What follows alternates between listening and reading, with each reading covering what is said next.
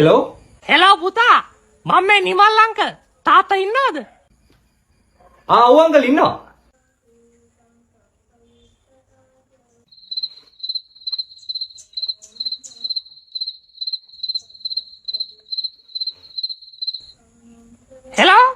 Hello පුතා තාත්තා ඉන්නවද? ඔව් අංකල් තාම ඉන්නවා.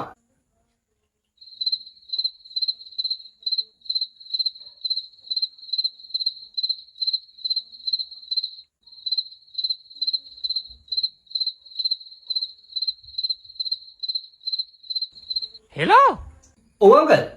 තාත්තා ඉන්නවද පුතා? ඔව් මේ ගෙදර ඉන්නේ. ඉතින් ඉන්නවනම් ෆෝන් එක තියන්කෝ. හා. තාත්තේ නිමල් අංකල් කතා කරනවා. හෙලෝ නිමල්.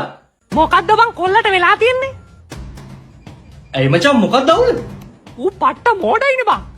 ඌට ওই විදිහට කියලා නම් ජීවිතේ මලාට ජය ගන්න වෙන්නේ නැහැ. මෝඩයි තමයි. ඌ ඒ වුණාට දවසක හොඳ රස්සාවක් කරાવી. මම අද කිව්වා කියලා හිතේ තියාගනින්. උඹේ කොල්ලට මලාට රස්සාවක් කරන්න බෑ. රස්සාවක් හොයාගත්තා ඌට ඒකේ වැඩ කරන්න වෙන්නේ නැහැ. ඌට ඒ තරම් බෑකෝ. ඕකෙන් මේකෙන් කොහොම හරි උනේ නිමල් අංකල්ගේ සානකගේ තාත්තගේ අතර තිබිච්ච යාළුකම නැති වෙච්ච එක. යාළුකම paludu වුණා. කාලය ගත වුණා. සානක ජොබ් එකකටත් ගියා. තාත්තේ මට අද මගේ පළවෙනි පඩිය හම්බ වුණා.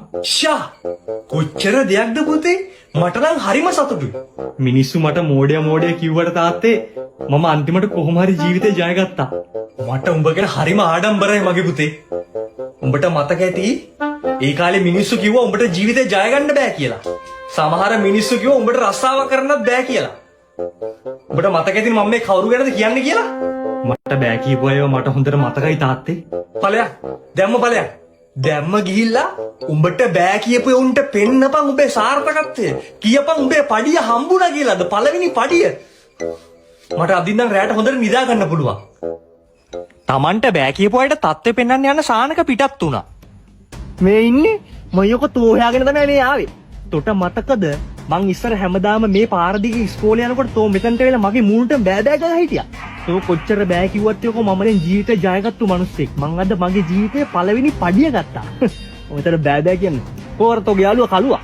ඔකට කියපන් මං වෙලා කතා කරලා ගියා කියලා. ඔතන බෑ කියන්නේ. Acabou.